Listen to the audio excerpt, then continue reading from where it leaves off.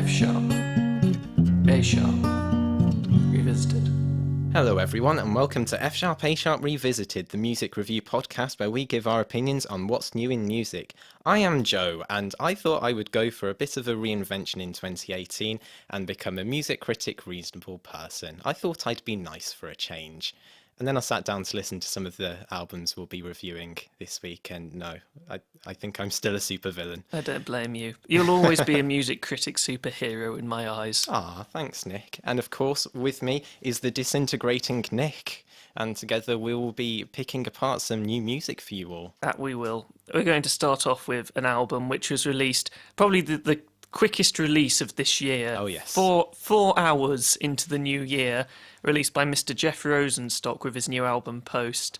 So Jeff Rosenstock is a connoisseur of Joe's mortal enemy, punk music. Boo. Throughout the years, he's been in many different projects. He's been with the Arrogant Sons of Bitches, bombed the music industry. He's got quite a reputable solo project going on with 2 prior releases, We Cool and Worry. And he just pops up everywhere. He's sort of an everyman's musician. So he's got a new album out, which is 10 songs, 41 minutes long. It's his longest album to date, and I like it. I have to agree, I like it too. Good. It's one of those exceptions where I like punk music. Oh, what a day, what a day. New year, new Joe. New year, new me. I'm sure we'll find some more punk releases that I'll tear to shreds later. Well, while this is inarguably his longest album, it feels to me like his shortest because I think the pacing on it's pretty good, which I like. And to be fair, I say it's 10 songs. It's pretty much 9 because the first track is about 8 seconds long and it's just an audio sample. It's like I hope what's it? I hope it makes it on your new record. Hello, friend. I hope this makes it onto your new album. And then he breaks into the first proper track. Okay, first of all, the intro of the album and the outro, I don't think are really necessary. I like they're not unwelcome, but I don't think that they needed to be on there. That's definitely the only reason why this is his longest album, because the final track, Let Them Win, ends with this sort of 4 minutes of just ambient synth, which is not particularly in keeping with the rest of the album. It pops up a bit here and there, but this passage is very much a wind down from the energy of the rest. I would say that Let Them Win would have been my favourite song on the album if it just... I don't mind the ambient sounds at the end, but they possibly go on for a little bit too long considering it is a punk album. Maybe 2 minutes instead of 4 minutes I would have thought was a bit more reasonable. I mean, thematically I think it works with the song, but I think we'll get to that a bit later. Just talk about the album as a whole for a start. So on this one, Rosenstock, as we've said, he sort of experiments with long tracks. For example, USA, the first proper track on the album, is about 9 minutes long, and then you've got Let Them Win, which is 11 minutes. Both are pretty good, so it's good to see that he's able to sustain long releases and make them work. Because, I mean, I don't think there was any song longer than 4 minutes on his previous album, but there were a lot more of them. I think possibly there's some tracks in the middle of the album. I mean, there's only 9, but a couple of tracks in the middle are a little by the by, but still fun enough to keep the momentum going. I think I'd agree. I mean, there aren't any tracks I'd say I dislike, but there are 1 or 2 that are just a bit, Shall I go by which ones I thought were a bit? Okay. Well, Beating My Head Against a Wall. I agree. Didn't really do a lot for me, if I'm going to be honest. It's not a bad song, but it's that one song on the album that feels more like an idea than a full song to me. The lyrics aren't as striking as on the rest of the album, and it feels a bit fillery. It does. There isn't too much to it. I kind of feel like the instrumentation doesn't really evoke the feeling that's put in by the lyrics. It just felt a little bit standard.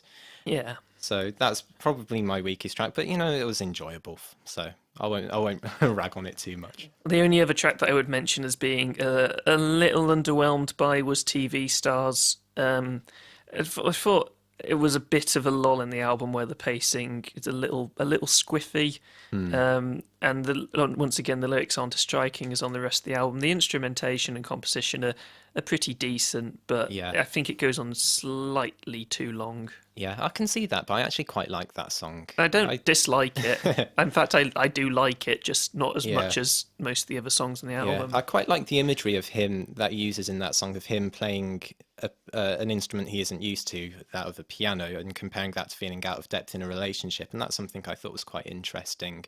I'm not sure exactly how well that tied into the chorus, though, with TV stars don't care about who you are. It seems a bit unfocused, but the elements I did like about it, were good.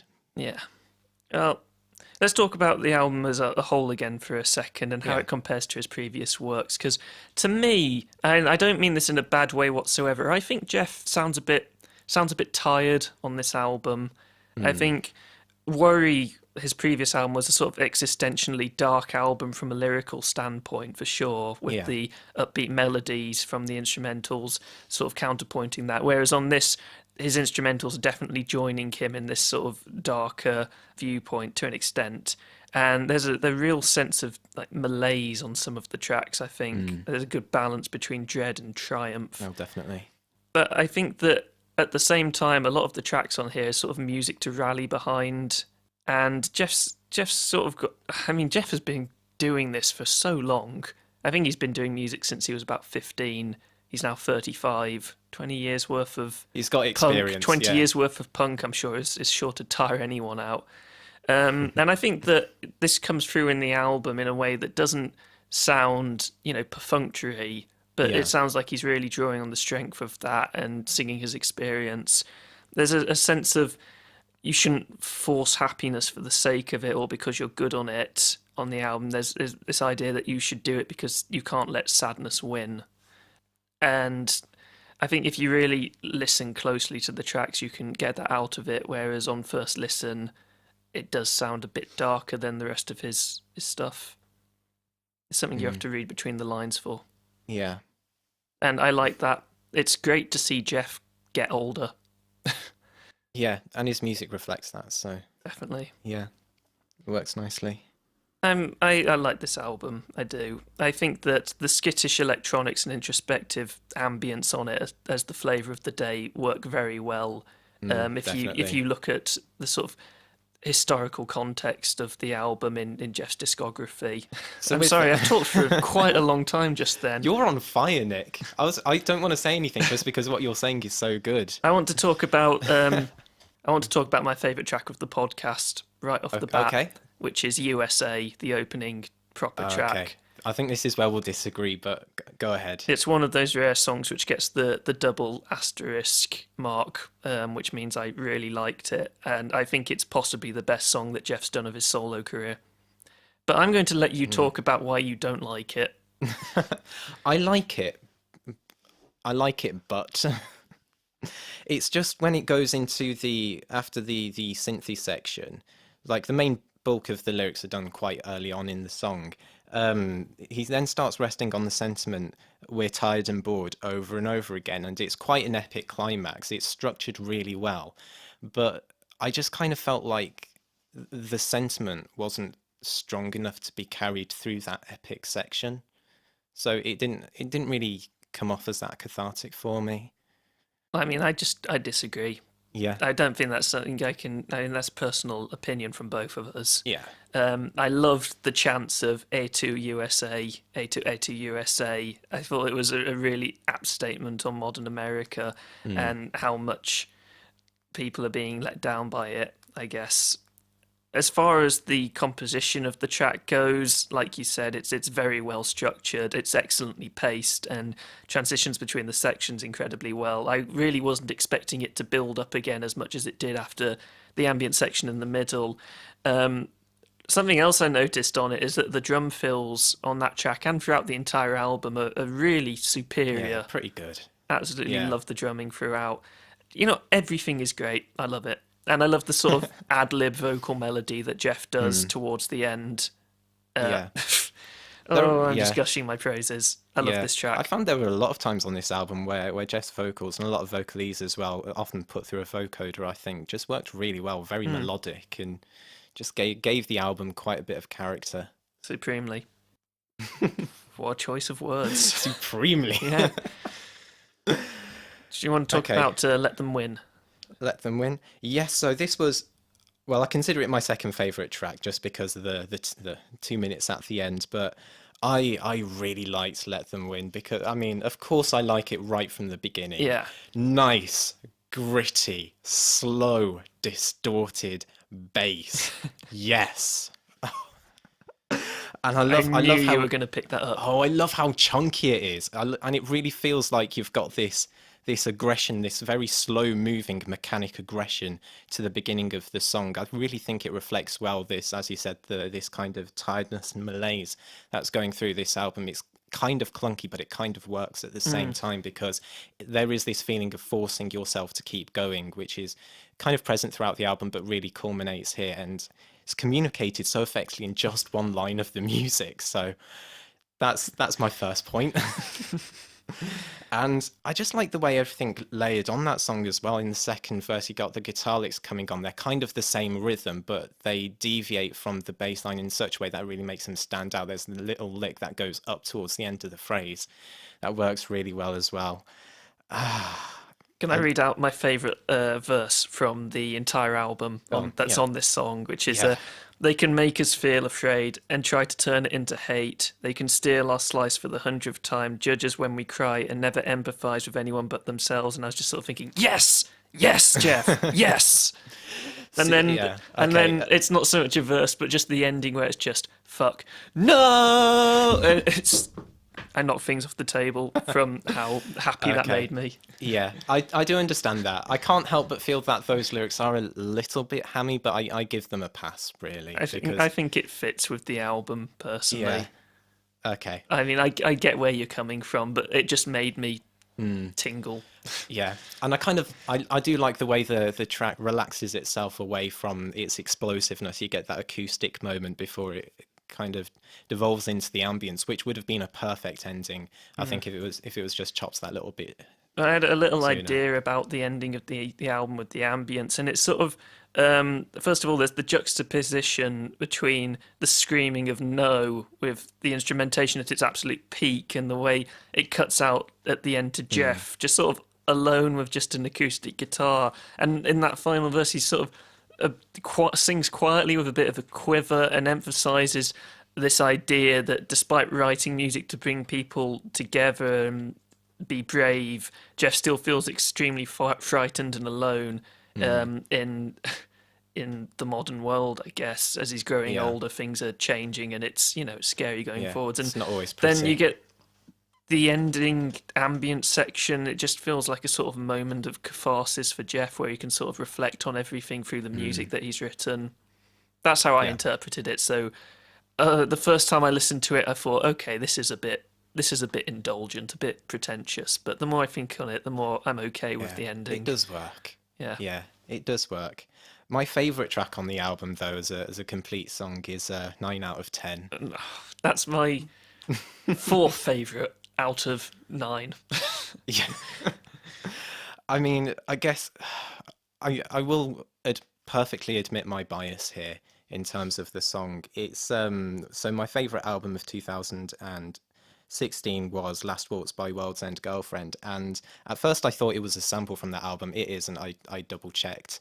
But there's this tinkling kind of mobile synth that comes down, that washes over the soundscape, that's used in Last Waltz, and it's an incredibly emotional moment for me. But Jeff uses it so well here as well that, I mean, I'm perfectly happy to admit my bias on that track, but it just worked. It just worked for me so much, and having it translated into more of a punk, well, it's not really a punk track, I would say. It's almost kind of pop rock, but it just translated into that soundscape was lovely to hear, and the lyrics were quite sweet as well in that track. I love the line. 9 out of 10 times I'll be thinking of you. That's nice. I've got one last song I want to shout out before we come to the end of this, because we have talked about this album for quite a while now. The second proper track, Your Throat, I think is just a great anthem for anyone who had ideals but never felt like they could shout them to the world. And it's got the catchiest like chorus of the year so far, for sure. 2 weeks in. But the chorus, what's the point of having a voice if it gets stuck in your throat? Is sung so well. And it reminds you that there's a whole rest of the album to come after USA, because that's such a grand opener. It feels like it could be a finisher. Yeah. I think we've pretty much covered our favourite tracks and least favourite tracks, so should we just move on to final thoughts? Yeah. I mean, even though there are things I absolutely love about this album, I think the closing 2 tracks were so incredibly strong. I do think there were weak points to the album kind of in the middle, but still I think it's a strong 7 from me. I'd say it's a sort of a light 8 for me. I do really like this album, and I'll happily listen to it again for, I imagine, the rest of the year. Yeah. Oh, I definitely. How great would it have been, though, if Jeff released the album of the year like 4 hours into the year for free? Oh, that would have been phenomenal. That would have been phenomenal. What a guy. I love you, Jeff. You're one of my favourite musicians, and I hope you never stop. Yeah. Please continue writing. We do love you. Even I love you, and I hate punk. Okay, we're going to move on to the next album now. Hopefully we won't talk about this one for quite so long. In fact, I really hope we don't talk about this one for so long, because... let's see. I had the amazing idea. Let's talk about Black Veil Brides. We can take the piss out of them. And then I sat down and thought, oh, that means I actually have to listen to their album now. So okay. They've got a new album out called Vale. Yeah. They're a Californian glam metal band. They've been going for about 10 years, I think. They're one of these bands that desperately try to grasp onto the past and recreate it, but end up only bringing the worst bits with them. This album is 12 songs, 47 minutes long. Yeah. What did you think, Joe? Well, I'd never listened to the band before. Several people have told me that they're not good, so that I suppose that put me off. To be honest, I was expecting to hate it a lot more than I did. I don't think it's a good album, but I don't know. Okay, I think we need to go into some of the reasons why it's... The thing is, I can think of a lot of reasons why it's not good. Yeah. Which is... Well, the main one for me is something that I noticed quite quickly, which is that the choruses on this album... They're exactly the same. First of all, they're exactly the same, and they all follow the same formula, which is we'll repeatedly say the title of the song and then throw in some woes in between. Yeah. They're all exactly the same. I noticed that because this is another album with like a bit of a dramatic opening track. It goes over quite quickly. On the second track, I immediately wrote this down as soon as I heard it. This chorus is exactly the same as the first. It actually is the same chord progression. Yeah. The melodies, it's hard to say they really... Well, I don't think it's even just the choruses. I think a lot of the compositional choices between the songs are just too similar. It's like they're writing the same song again and again with slight tweaks. And even then, none of the songs have any particularly distinctive features. They're all very generic. The only point I would say is that I did like a few of the moments where they added some more orchestral elements that seemed to be a bit of a flavour to some of the tracks, often as an introduction, but then they went away far too quickly. And there is one song, let me see if I can find it. What, amongst all the songs that sound the same? There is one song, I did write it in my notes, but I can't see it at the moment, that it kind of ends with a bit of an orchestral section. And the thing is, it seems like it's background. They make it quieter. They drench it in reverb, and it makes it sound as though at some point, like the instruments, like the guitars, are going to come crashing back in to give it that bit of a boom. But it never does. It's a really, really weird production choice, despite the fact that some of these orchestral elements aren't actually that bad. So I don't.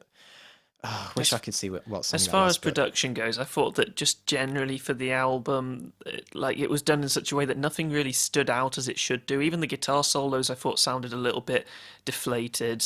I'd describe the production as adequate. The sort of bare minimum, to make it. I don't think there's any serious issues other than what I just mentioned. But it's not like anything's going to give you a headache, Also, Andy Biersack, Biersack. I don't know how you pronounce his name. I don't really care. Because that's like a German name, beer. Beer. Might be. Sack of beer. Is that if that's what he's going for? More power to him. His vocals are really boring. He doesn't command the sort of power of his vocals that I think a lot of the 80s glam metal bands did. In fact, I think they just generally left out a lot of the fun that came with 80s glam metal. I think so. I think that's just because of how cliched it is, that it doesn't, because it's not actually adding anything new. You can't really say it's really contributing to the genre, or like, you know, giving itself its own unique sonic identity. It's just not there. Yeah, and with this album, there's nothing on it that is offensively bad. There's nothing on it like, you know, Happy Ending by Hopsin or Morrissey's lyrics or anything like that makes me hate this album. It's just, have you ever seen the film 127 Hours? Okay, well, it's a true story about climber Aaron Ralston, who was hiking in the middle of nowhere, fell down a ravine, got his arm stuck underneath a boulder, and he was trapped there for 127 hours before eventually he thought, I'm going to die if I stay here. And all he had with him was a multi-tool with a blade on it, but a very, very blunt blade, which he then used to cut his own arm off and escape. And I think that the guitar riffs on this album are probably as dull as the knife he was using to cut his arm off, except I think they're probably more painful. Okay. That's funny. Perhaps a little harsh, but it is. Yeah, I see where you're coming from. I haven't felt the need to make any notes on any individual songs on this because they're just all so similar. There's no individual track I can pick out as being better or worse than the others. I kind of feel the same. I mean, I did note some lyrics because they are very cliched. Very cliched. Say a prayer every night. All we hear must be right. I am the outsider, living life for the end. Nothing left to defend. I am the outsider. Ooh, edgy. When you rhyme end with defend, you know you're on something. So yeah, and also from Our Destiny, have we begun to drift away? Have we learnt from our mistakes? Who will be the one to save our destiny? I don't think they actually have someone in mind when they say that. I wondered some symbolic power behind it, but I did wonder if there was meant to be a theme on the album, lyrically or instrumentally, and I just couldn't really find one, and I didn't really care to search that deep. Okay, I'll have an answer to that. There was one lyric in The King of Pain, "Don't look to the sun, he will burn your eyes," which is a reference to Dead Man Walking Overture, where there's a lyric, I stare at the sun and it burns my heart. And I tried to search for a bit of deeper meaning behind it, but I didn't really get anywhere. Yeah. So, I mean, there are times where they're trying on this album, but I really, it's difficult to say anything good about it. It's just as bland as Oatabix without milk on a plate. Oh, that's depressing. This album isn't okay. With my sort of ratings, anything less than a 3, I must have found something that is in some way kind of offensively bad for me to put it that low. This album doesn't have anything that makes me, want to scream at it. Yeah. I don't get any pleasure from listening to it. So I give it 3 out of 10. I'm somewhat similar to you. I give it a 4.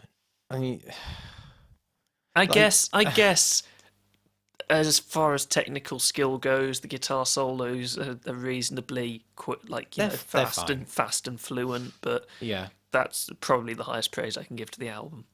Yeah, like I said, I struggle to find anything good about it, but it's kind of inoffensive at the same time. So those are my closing thoughts. Don't really have any much else to say about it. I think the sooner we stop talking about this, the better. Yeah. So we're going to bring back track reviews. Oh, it must have been a good few months since we did our last track review, I guess. I know, there's just so many albums from like summer-ish, late summer onwards. It was when we started doing it twice a month, and we just didn't have enough time. But then again, we were reviewing more albums as well overall, but I don't know. I don't know. But Joe has given us a nice selection of tracks that he thought we should review because you thought that this podcast was going to be a bit rock and metal heavy. A little bit guitar music oriented. Yeah. So I thought maybe if we can put some splashes of different genres in there, we might, all spice things up a little Yeah, bit. well, maybe we'll find some gold in these tracks. Maybe. But let's dive in. Okay. So First of all, King Kendrick, yes, Lamar, and Scissor. yes, Is that how it's pronounced? I believe so. I believe so. Essede. Yeah, Essas. yeah. Essa. When I saw it, I thought it was like Ja or something like Ja. that.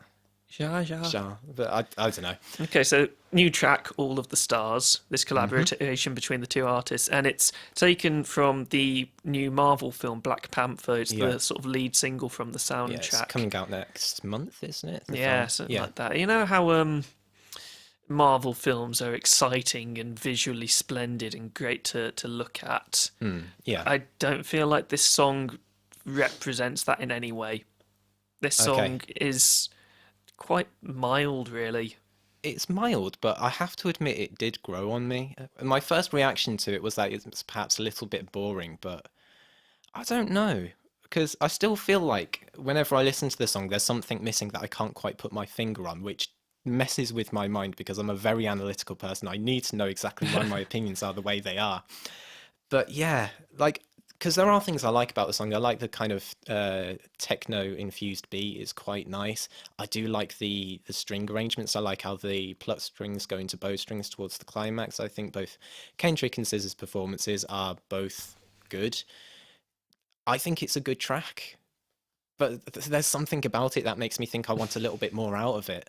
Well, I found it, I'm throwing that word around again, I just found it very generic. There wasn't anything particularly about it which made it stand out from other pop releases I've heard Yeah. recently. And, I expect a bit more from Kendrick because if there's one thing you can always rely on with Kendrick Lamar, it's that the backings he delivers his flow over are generally pretty exciting or interesting or, it's got a fair amount of subtlety to it. I just didn't find that with this at all.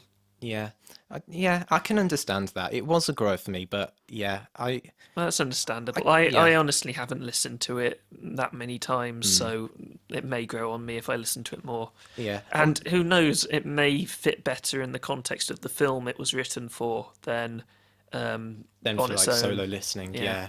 Yeah, it'll be interesting to see because this is for a film rather than, in its own right. But then there are some music that fits both, so I was wondering if Well, that might be the case. I do think it's very neat that this is the direction that they're going for with the Black Panther film. I mean, previously you've had films like Iron Man, which have had AC/DC quite a lot in them. A lot of rock, a lot of A lot of guitars, rock, a lot of distortion. guitars, distortion, yeah. Yeah. So with the new sort of Black Panther, Black Stars, Black Director, very much Yeah. tying into black culture, I guess it makes sense that they're using hip hop. It would Yeah. feel weird if And they Kendrick weren't. and SZA, to orchestrate it. So it'll be interesting to see kind of how it plays out in the film. I think we should move on to something that's a bit more. Okay, if I thought that Kendrick and SZA's song was generic, this is a whole new level, right? Craig David's new song, I Know You, featuring the singer of Bastille. I can't remember his name. So I just want to read you out a quote that came from Craig David, okay? When me and Dan came in together, we were in sync. We were both open to doing something that lent a little bit out of our comfort zones. It feels like we delivered on something more than we could have delivered apart. I think it'll surprise a lot of Bastille fans and my fans as well, maybe. There's something about this song. There are absolutely no surprises in this song. It sounds like a Craig David song mixed with a Bastille song. Okay. I'm going to be honest. I've not really listened to either artist that extensively. Okay. I listened to this track because it popped up as, a new single. It was on YouTube trending or something like that. And I just thought it was terrible. I've heard one song by Bastille and one song by Craig David, and this sounds like both of them. Oh, that's fair enough. It's Okay, let's it's about the describe most it. boring thing they could have done with it. There is nothing at all there surprising. It's EDM. There's a lazy trap beat. There's I forgot the last bit of the quote. These songs feel like they'll stand the test of time. Oh, that's a good one. Okay, so this song, it's There's so many Okay, cliches. when I said Kygo, which I got you to listen to in the end, Oh, yeah. was Everything Wrong with EDM, the album. This song is basically the same. Yeah. I did pick that up. I did Yeah. think we were kids in love. It's, again, this annoying... And it does that thing that Ready For It does as well, where it drops out in the pre-chorus, and then there's this weird distorted, I know you, and then you got the beat. It's so annoying. It's so cliched. I want this song to go away. Yes, I'm very, very close to putting Craig David in the F-sharp, A-sharp revisited gulag. Very close. Very close. If I hear more from him and I don't like it, then, well, you're on notice, Craig David. So, back to guitar music. Yeah. The Vaccines with I Can't Quit. I've listened to only the first album by the Vaccines, and I quite liked it. It had this energy which I thought was missing from a lot of modern sort of indie rock. Yeah. And I feel like they were going for a sort of Ramones style sound, which I appreciated. It had some great songs on it, like Wrecking Bar, Norgard, If You Wanna, good songs. Yeah. This song lacks any of the energy and spark that made those songs great, and it's just really dull indie rock with really dull lyrics. It's got two bridges because they ran out of ideas. Yeah. And the guitar interlude sucks. I kind of, while I found it kind of enjoyable, I kind of agree with you at the same time, because I did like their debut album. The material they released since was kind of a bit downward from that, and I kind of felt like this single, I saw it come up and I thought, well, if this is good, I'll check out their new album. If it's not good, then I won't bother with it. And this song kind of leaves me in a dead space in between, because I do think there are fun things about it. It is catchy, but there's nothing enthralling about it either. It also suffers from Black Veil Bride's chorus syndrome. Right. The title of the song with whoa in between. That's very true, actually. That's very true. It's not terrible. It's not terrible. I mean, I know I've just said it's terrible, but it's not terrible. It's not offensive. Like I could hear this on the radio and not want to switch the channel, basically. I guess. But I miss the energy and the spark. Yeah, I think that's fine. You know what? I'll probably end up listening to the new album anyway, just because I listen to all the new music. I can talk about it on the podcast, maybe. Give it a brief shout out. I could talk about. Yeah. I just give you all a brief update on how it's going. Moving on. Okay, back to not guitar music. Back to not guitar music, because Justin Timberlake? Justin Timberlake with Filthy, and please tell me, Nick, please tell me that you didn't like this track. I didn't like this track. Good. I quite like Justin Timberlake. I think his voice is nice, and he's done some really good songs in the past. I like that he does experiment into other genres now and then, like the Coen Brothers film Inside Llewyn Davis. He's an actor in that. He sings various folk songs, plays guitar. He does the low vocal harmonies in this a cappella song, which really surprised me. I really appreciated it. This is trash. I love this song. I'm glad you didn't like it, because so many people think it's trash, and I need explaining why, because this song is great. Right, okay.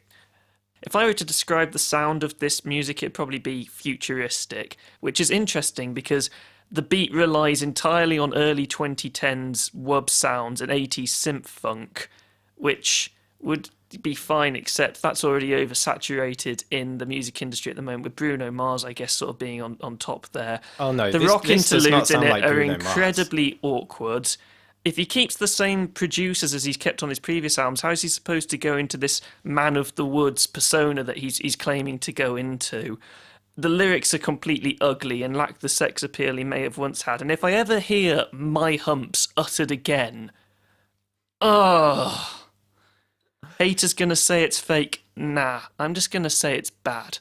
This song is great. I love the wubs and the way the funk bass interact with each other. No one's doing it quite in the way that's stylistically pleasing as in this song here. And I just love the climax as well. The synths used in it are so well mixed into it. They're not overstated, but they feel climactic as well. The rhythms are so good in this piece. So yeah, it's the best pop song of the year so far. Did we listen to different tracks? No. This is exactly the kind of music you hate, Nick. I know you... I don't hate this style of music per se. I just think that this is it done really badly. This is it done really well. But anyway, it's got me excited for his new album coming out in, I think it's coming out in February, which for me is surprising because I felt like his last album, which was very highly praised, was a little bit overrated, personally. So yeah, this track has got me excited for his new album. Well, more power to you, Joe. I'm happy for you. I'm not happy about the song. Okay, well, I have not said positive things about the previous 4 tracks. Now we're going to go on to Quality Control, Quavo, and Nicki Minaj with the song She for Keeps. Now, those last 4 songs, I had bad things to say about them for sure, but this is a whole new level of burning trash fires. It's definitely the worst track I've heard this year so far, and may end up being at the top at the end of the year. Okay, so when I only discovered this track like a day or 2 ago, and well, Is I she just for laugh. keeps? Is she for keeps? Somebody tell, is she for keep? Is she for keeps? Is she somebody tell somebody tell? Is she for keeps? Is she for those are the lyrics. That's the hook, yeah. Pretty much yeah, throughout. Yeah. And I mean, no, but honestly, the lyrics are horrendous. And there's. I need a second to calm down, Joe. Please talk. This is okay. This song is the funniest thing I have. This is going to be on my lolcows of the year because this song is hilarious. I mean, it's terrible. You've got this incredibly lazy synth backing, which does nothing. It's absolutely nothing. All you're given to hear are the lyrics, which are pretty atrocious. You know, you've got Quavo singing. Nails and hair all long, shopping spree in Hong Kong, ass fat in her jeans, she don't like the word thong. And oh, it's so funny. But what got me laughing, I think I roared laughing when I first heard it, was Nicki's verse in it. Oh, she's worse than usual. I don't know how she managed it. It's so it's worse than it's not just the lyrics, it's her delivery as well, because when she comes on the song, she's of course the girl that's being referred to is She for Keeps, and she sings perfect, nobody's perfect, my body's perfect, bitch I'm perfect, somebody lied, just watch me murk it. And it's the way she delivers this, it's almost aggressively, the way it's like, don't you ever dare say that I'm not perfect. That just I found it so hilarious. I couldn't stop laughing, and it got Do you want to? This song is bad. The singer is obnoxious, and I wish death on his family members. Don't wish death on all of them. Okay, not all of them. He but has to pick one. honest to God, this track made me angry when I listened to it, and I chose deliberately to not listen to it again. I think that's very fair. I know you find this song funny, but this song just made me too angry to find it funny. Okay. It's. I think I think that's fair enough. Just one thing to add to that.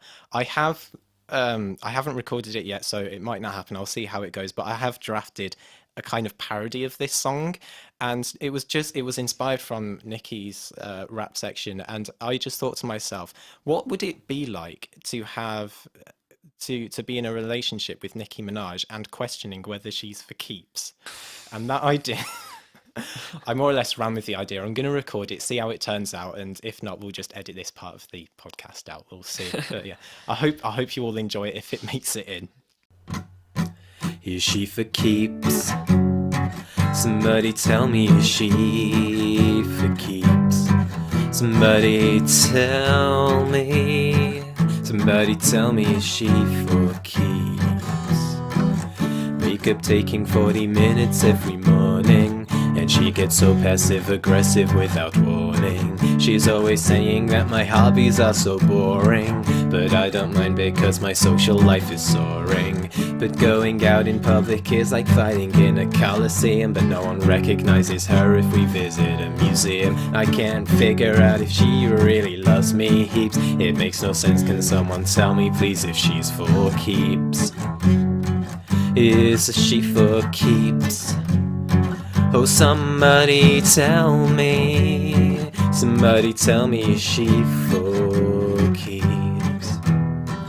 She keeps expecting my staff to slither in like a snake. I tell her I'm not into hentai, at least when I'm away. She keeps vibrating her butt cheeks on everything in my house. I think she's marking her territory, the making of a spouse. But then I wonder if the skid marks on the wall are really worth it. It's the 16th billionth time that she has told me, watch me work it. The enthusiasm's nice, but I don't see the boundaries. I just need someone to tell me, just tell me, is she for keeps? Is she for keeps? Oh yeah, somebody tell me. Someone tell me. Tell me, is she for keeps? Well, we've got 5 tracks here. If you had to sort of rank them, how would you do it? So I'm putting Filthy at the top by Justin Timberlake. Of course. Then All the Stars by Kendrick and SZA. Then the Vaccines, I Can't Quit. Then second I have to give the worst spot to Craig David, just because I found She for Keeps funny. If I can find it funny, then it does get that bit of a pass from me. In descending order, I'd probably say Kendrick and SZA probably gets my top pick, though I wouldn't say it's a good song necessarily. Yeah. It's dull, but not bad. Yeah. Then probably the Vaccines second. Justin Timberlake's Filthy I'm going to put third. I don't like it, but at least it's more interesting than Craig David and Bastille. Yeah, that's going fourth. And then it's absolutely no surprise that She for Keeps is going in 41st place. Yeah, I actually... There's a big gap of nothing. What I will say is, to anyone listening, do please check out She for Keeps if you want a good laugh, or if you're too intolerant to it, then maybe stay away. Cause if you've been feeling too happy in your life and you want to feel angry, then listen to it. Yeah. I think we need to move on to something that's a bit more positive. Well, I say positive, that I think is better quality at least. Well, my most anticipated album of the year came out 2 weeks into the new year. Typhoon, with their album Offerings. Their last album, White Lighter, I came across and loved it. Absolutely loved it. Yeah, as did I. I think it's an absolutely fantastic indie rock record. Incredibly inventive. Makes great use of the fact that the band has 11 members. They gave them some decent recognition, I think.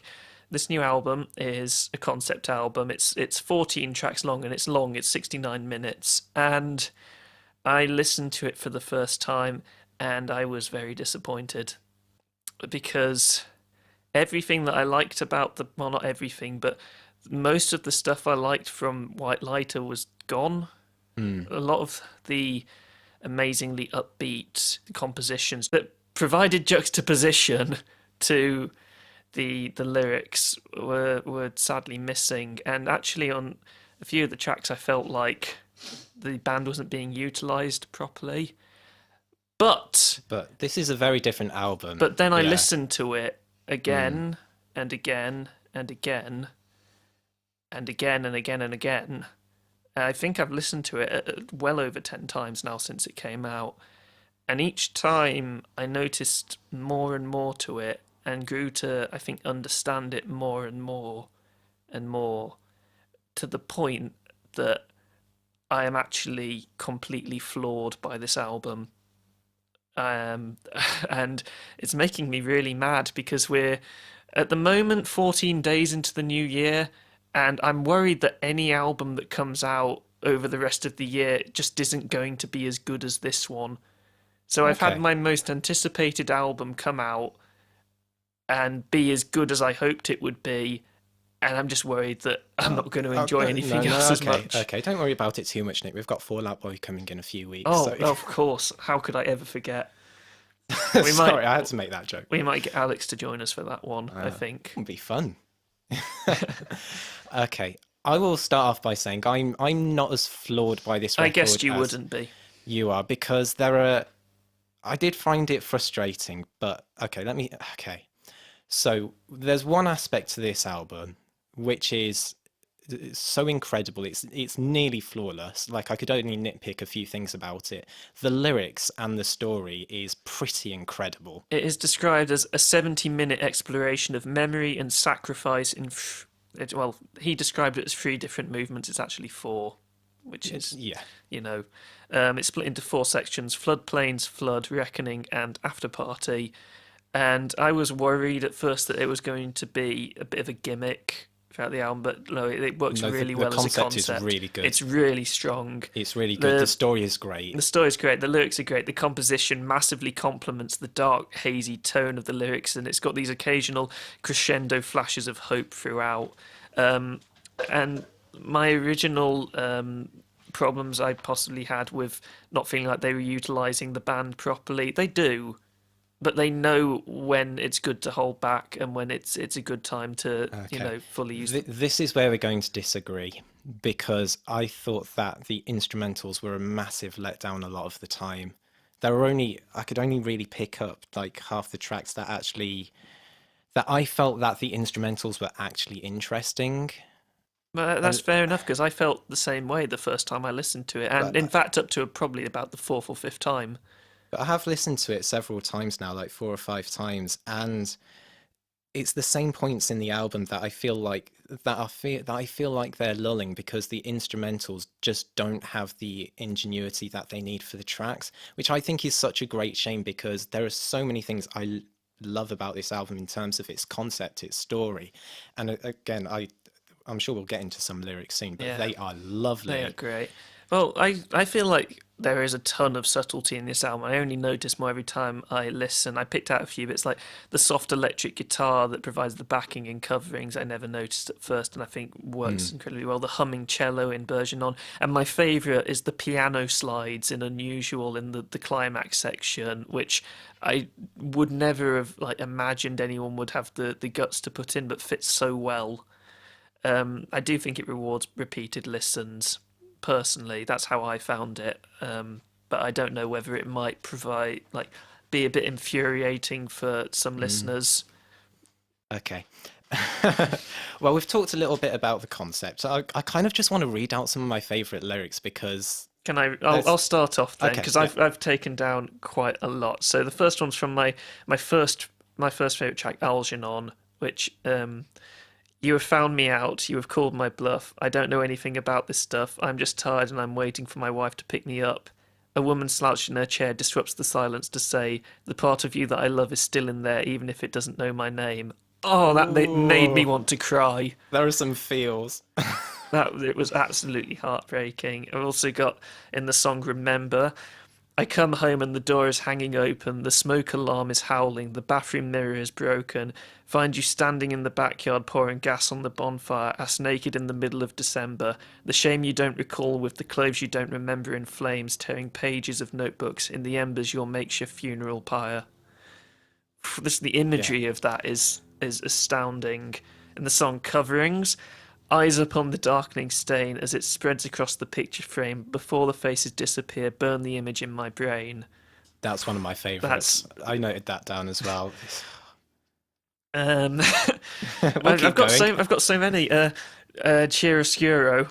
Headlights through the kitchen window. Are you finally home? Head down on the table, watching an abstract puppet show. With the light, hope rises. In the darkness, well, there it goes. As I lose myself in chiaroscuro. Car keys clatter on the tile. You lunge for the phone, your voice like a frightened child. He's had some kind of stroke. Be calm, my dear. I'm just moving a little slow as it all approaches absolute zero. Chills. So good. Oh, I don't. 2 more. I'm going to just read them out because I love them so much. Yeah. Sleep. Now it's the time. The last life raft leaving my mind. Would you stay for a while? Put your gnarled hands into mine. Hold me down. Feel so light I could just float away. Just don't let me go to sleep. So long, my sweet. Maybe next time that we meet, we'll be whole, we'll be weightless, we'll be free.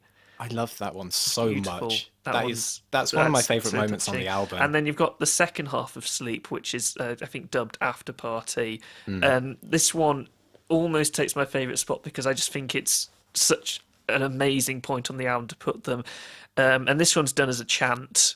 You can imagine a This is chorus of people in a bar I chanting just want it. to preface this by saying this is my favorite moment in music so far this year, which Yeah. admittedly is a short time, but this is a Because I fantastic guess moment. for the context of it, there's a sort of break between the two sections of the song where you can hear someone trudging through what Yeah. sounds like snow, maybe. There's a very atmospheric drone in the background, as if like this person is in limbo. We're assuming this person has died, It's like they're walking and to heaven or something they like that. open the door into the afterlife, and you just get this chant of "out of time and out of place, from the mortal coil deliver to the great expanse found in the space between celestial fissures, where the sick or soft of mind, where they're hardly disfigured. You shed your clothes, you jump the boat, and join us in the river." Ah, That bit made me feel so full of joy. I I don't was, think. Yeah, yeah. well, not Joy's not. joy It at is the a kind fact of joy. It's a, joy at the fact that this was conceived, you yeah. know. It's almost. I mean, it kind of almost feels cruel because I'm fairly certain it is about the death of this person going in, and I'm pretty sure there's a reference earlier in the album to him walking into a room and not being able to recognize all the Yeah. faces, and that really struck home with me. That is a great structural and narrative point in the song, which just absolutely floors me. I really get emotional when I Yeah. listen to that part of the song. And It's there is the fantastic. concept of the river that's mentioned throughout the album, this Mm, idea of this great sort of wave of um, time, I guess, passing through and just wiping away the memories of this individual who I believe, I guess, suffers from Alzheimer's in the context of this album. And it's yeah. heartbreaking to go along with. Did you have any lyrics that I didn't read out you wanted to mention? Okay. So one from Rorschach, I think that's how you pronounce it. Rorschach, yeah. Rorschach. Eyes on the screen, we have all the information now, but what does it mean? Reasons a tease. Drank up all that hemlock. Here I am just reading the leaves, left wondering, what happened to the life we lost, that got lost in the living? All this fiction makes me nervous. Turns out it was blood spilled on the canvas we admired, just like some Rorschach painting. I thought that was so great at portraying just like how Alzheimer's is for people. It's so nuanced. It's the references are so clear and crisp. Ah, it's Yeah. amazing. It's amazing. And I remember the first time I went and read along the lyrics with the album, yeah, and it just added so much more than yeah, just listening to the album by itself could. yeah. What I would say, there are one or two tracks where I felt like it was a little bit difficult to hear the singing sometimes, and so I would very much recommend reading the lyrics along to this album. Definitely. Definitely. I think there was one other unusual, which really struck me. Get your pitchforks out. The crowd is coming and they've named you. You open up your mouth. You find your language. It has escaped you. And it's too bad. You're going to need it now. There's no system left to save you. That was a very striking So moment as well. So, okay, so lyrically, this is yeah, near and there are perfect. some Yeah. amazing allusions in it to Vonnegut and Socrates. And my favourite one is Mm, this recurring allusion to Federico Fellini and his film Eight and a Half, where they repeat "Assa nisi massa," which is a section in the film where the character repeats that phrase to try and bring back memories of the past. And the mm. idea of this it recurring throughout the album, this person struggling to remember. I once I'd recalled it from having seen the film many, many years ago. It was sort of enlightening. Okay, before you get into any more about why you dislike the album, I'm going to give my reservations about it. The only one I really have is that the pacing of the album is the only area where I think it suffers a little because in the second half before the last track, if I listen to it casually, it can feel a little long. And I mean, it is a long album, so that's sort of to be expected, but it Mm. does drag a tiny bit. But I do think every song does bring something fresh and new, and the lack of repetition in the structure can be hard to grasp, but it does offer sort of replayability value if you're willing to listen in closely. I Yeah. do understand on a casual listen, it's probably not as rewarding, though. Okay, I kind of agree about the tracks towards the end. I thought the stretch from Darker to Ariadne was like I kind of felt like the ideas in the tracks were getting a bit samey, even though there were different aspects. I definitely felt like those three tracks could have been condensed at that point to produce just a kind of smoother end to the out. Even though I think Sleep is probably my favorite track of the year. It's an We're using that amazing. a lot at the moment, aren't we? Favorite of Ah, the year. well, the thing is, Favorite when of the last 2 weeks. it's flipping Jeff Rosenstocks and Typhoon's fault, you know. You Yeah. can't blame us. But I feel like that stretch, especially when it comes from. I thought that Coverings and Chiaroscuro were two of my favorite tracks off the album as well. So that stretch after that, before the final track, was perhaps a little bit lengthy. It could have been dissolved a little bit. It's not really. I wouldn't say it's too bad if it wasn't for my other criticism that even when I'm really focusing on the instrumentals, they don't really do a lot for me, which is, I guess, disappointing because the instrumentals are a big factor as to why their previous album was, you know, such a great experience for me.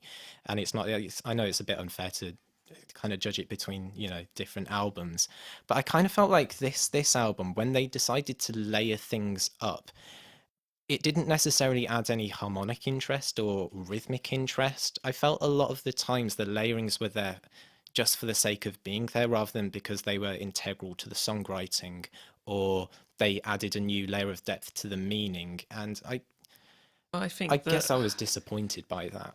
I understand where you're coming from. I do. Personally, I felt like the points at which they came in felt quite necessary to me. Not necessarily because the lyrics called for it, because you're reading prose or poetry, it does function differently to song. Song, like an album does have to have the right pacing. It does have to have the right highs and Mm. lows Oh yeah, in order yeah. for someone to, I guess, fully engage with it. And in this case, I thought that all of the highs came at just the right time to stop the album from lolling, except in like a little bit of a stretch in the second half of the album where it Okay. felt a bit long. Well, I guess for me, there's I do get where you're coming from entirely, and I did wonder about that the first time I listened, because I guess the first one comes in unusual. It's a bit long into the album, and I guess up to that point I was expecting the composition to fully mm, reflect the music because it's a sad album. yeah. The more I've listened to it, the more I've sort of thought it does work. The more I've listened to it, the more I think it. My initial responses are kind of confirmed, really, and I don't want what I say to put people off listening to this album because there's so many great things about this album. There is so much reason to listen to it. I just don't think the music is one of them, to be honest. So that's that. My only other real nitpick was in the song Empiricist. This is the main reason I don't consider it a lyrically perfect album. There are allusions to Genesis and the days of creation in that song, and I'm not really sure how deftly they tie into the theme of the story at that point. To me, that came across as a little bit weird, like there was some kind of logic missing. So I would probably Well, I haven't been able to listen to the album enough to completely recall all the lyrics, so I can't really argue your point on that one. okay. I'm not going to sit here and say it's a bad song because it isn't. I just felt it was a little bit out of place in an album that is so incredible with its lyrics in pretty much every other song. So I've got so many notes on this album for individual songs, but I feel like if I talked about them all, we'd be going on for a very, very long we've time. talked about the lyrics to a lot of songs, so Yeah, maybe just pick out some highlights. yeah. Before I do, I just want to say I think that Kyle Morton, the singer of Typhoon, I think his voice is perfect for everything they do. I think he knows exactly how to use his voice with the music. It makes every lyric feel very personal and encompassing, Mm. and his performances are generally pretty well polished, I think. Anyway, as far as favourite tracks go, Algernon, or is it Algernon? I don't know how to pronounce it. Um, is heartbreaking. I love that. Unusual, I think, brings that sort of spark of hope that the album needed at that point, and the Mm. climax is unbelievably good. Song Remember has got such a great composition. It's layered incredibly well. The transitions between the quieter and louder sections, great, beautiful tones in the mixing, and some of the best lyrics on the album. Coverings, it takes on a sort of different perspective from another person in the protagonist's life. The strings in it are beautiful, and it's another one with great layering. Chiaroscuro, one of your favourites, great quieter song. It's sort of like a departure, and I could pick any of the four verses from that for sort of Yeah. best lyrics on the album. And then, Sleep slash Sleep. After Party Yeah. is unbelievably good. The first half being like a lullaby fitting the end of the character's story as they go to sleep, and the second part being this sort of raucous chorus as he's moved on to what I can only imagine is a better place. Giving me tingles just thinking about it. Yeah. So my highlights were a bit different from yours. I thought Rorschach was a great second track. Oh no, just Okay. every Sorry. track on this album is amazing to me, but those are the Okay, ones that yeah. if I had to pick, I would pick. Okay. I've got four favourites. So Rorschach. This is the one track where I thought the instrumentation was a bit more interesting, where I was a lot more engaged with the timbral layerings that were going on, and I thought was just a bit more involved. And again, I've already read out lyrics to that song, so I like it from that standpoint.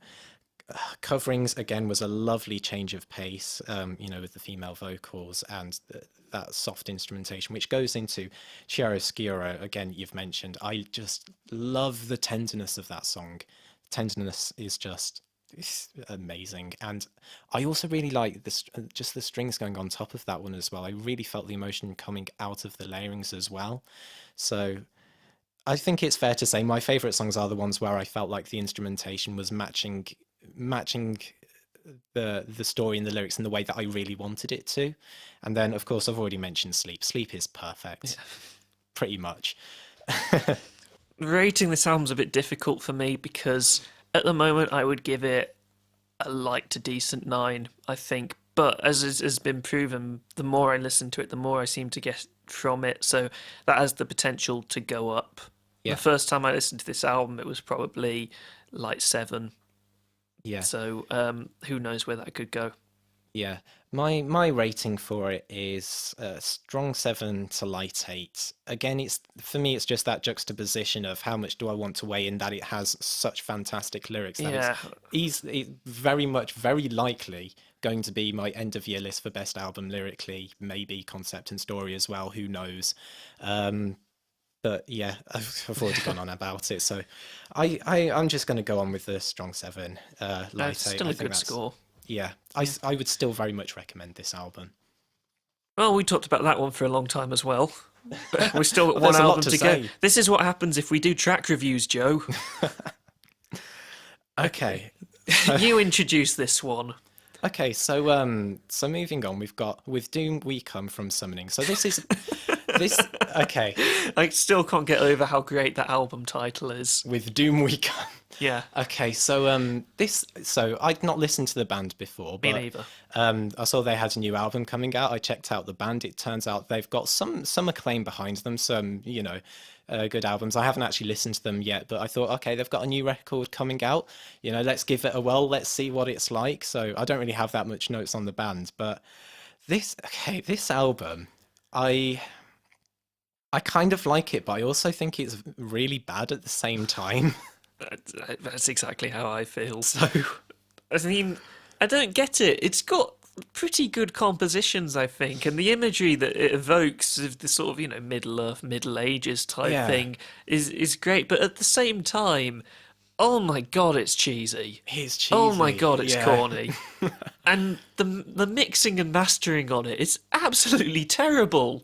Yeah, this is something I want to go into because I mean, okay, let's describe the composition. So Okay. I also found that every song was pretty much the same in terms of how they layer it up. You've got a drum beat. Often the drum beats are quite good. The second track, Silvertine, had this really scatty drums that just worked really well. You've got marching drums of Barrow Downs. Again, some really nice drive to the song. And then you've got the guitar riffs. They're often slow but melodic and meaty. And then again, it layers up, and then you get more orchestral elements. You got synths, some flutes, a bit of tremolo acoustic guitar, that kind of thing. yeah, and I would add But- in for the most part, I think that the vocals fit in very well with the rest of the composition. Yeah. So I think, and while I kind of like the style of it, they don't really deviate from Not it at particularly. all. And, So what I said about the vocals on the first track, Tarkalion, I found them absolutely unbearable. they're corny. In how corny they are. Kneel before your conqueror. Yeah. It's so funny.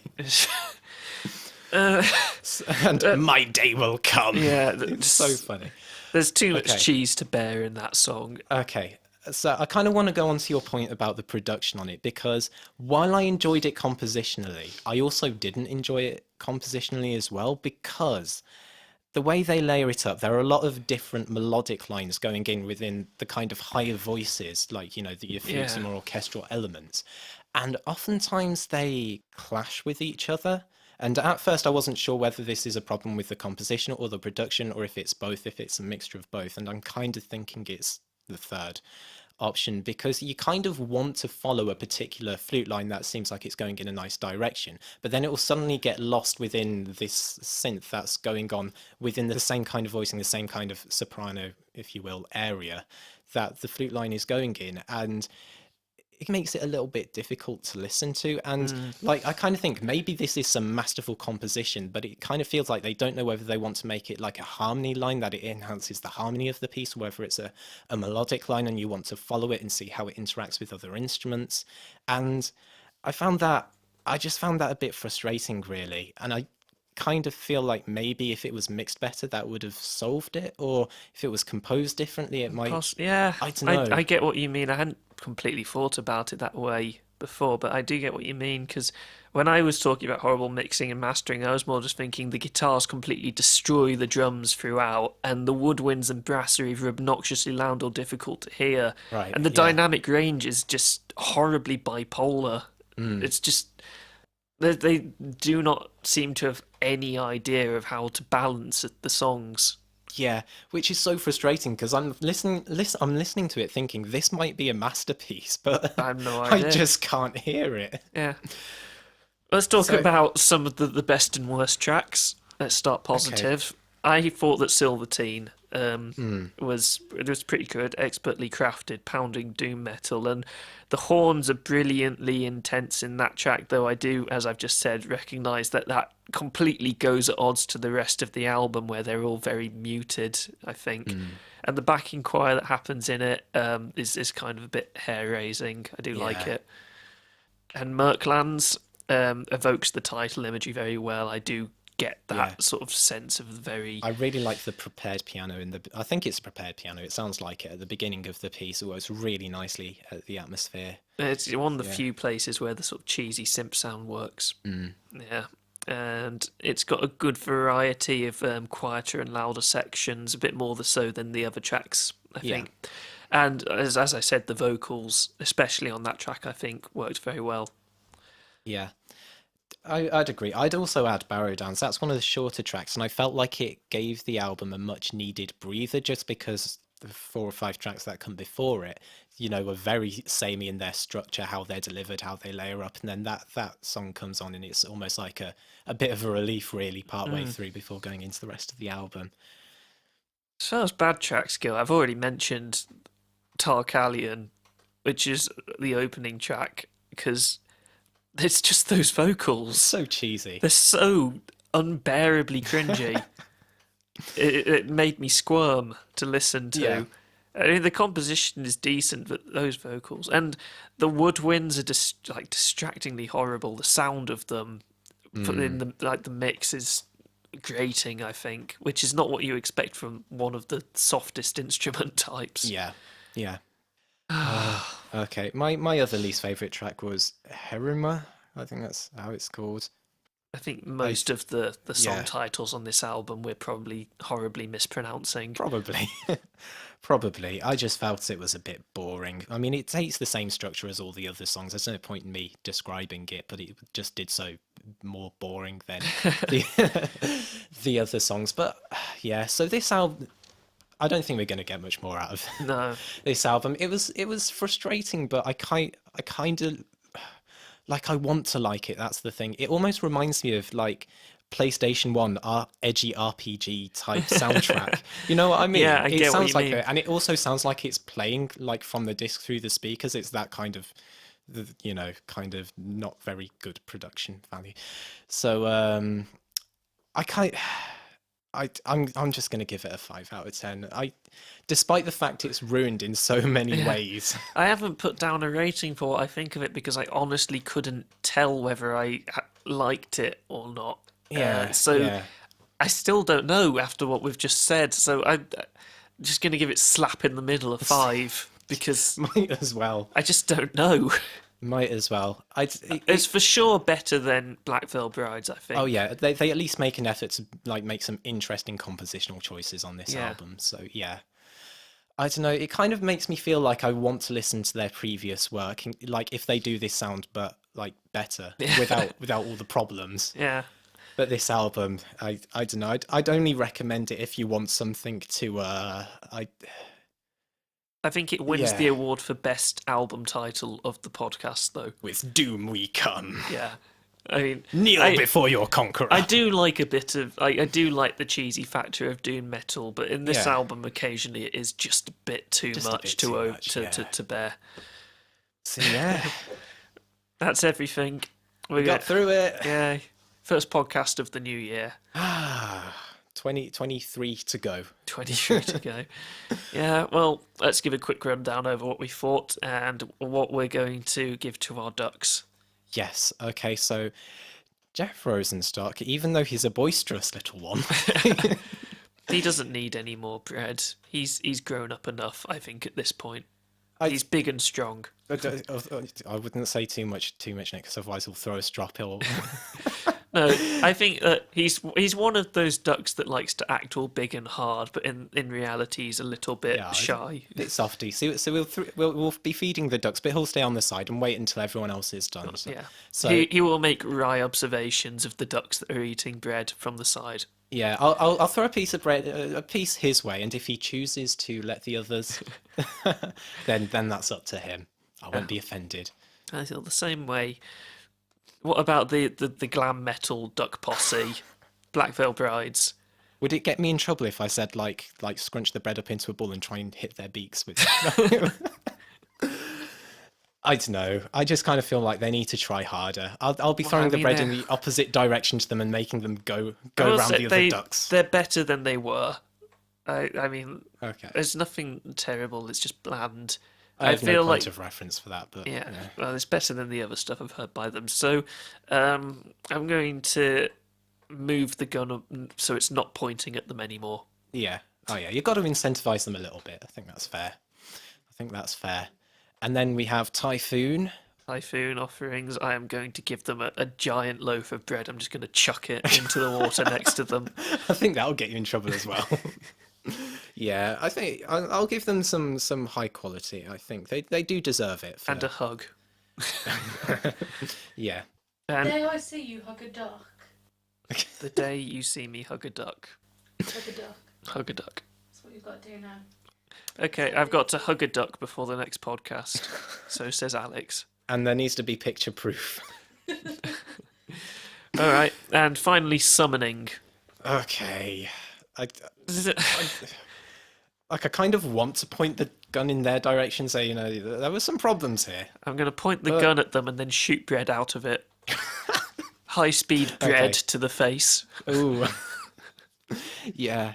That's not, yeah. Pat on the head for various elements, but not bread because of various other elements. It's like we're giving them all this, everything. That they'll have a bit of a pat of the head. They'll have a bit of a shot taken at them.